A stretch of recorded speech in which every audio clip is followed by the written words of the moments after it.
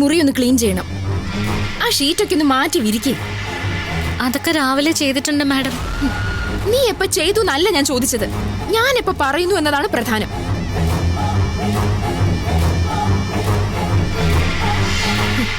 എന്റെ റൂം നീ ഇപ്പൊ ക്ലീൻ ചെയ്തേ പറ്റൂ.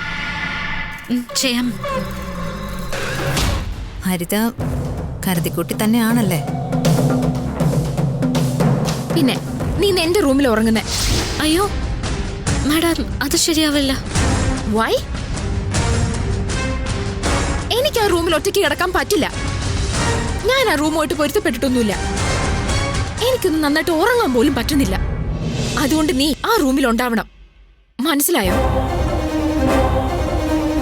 മുറി ഞാനിപ്പോ വൃത്തിയാക്കാം. എന്നിട്ട് സൂര്യ സാറ് വരുമ്പോ ചോദിച്ചിട്ട്. ദേ, ഞാനൊരു കാര്യം പറഞ്ഞത് അങ്ങ് അനുസരിച്ചാ മതി.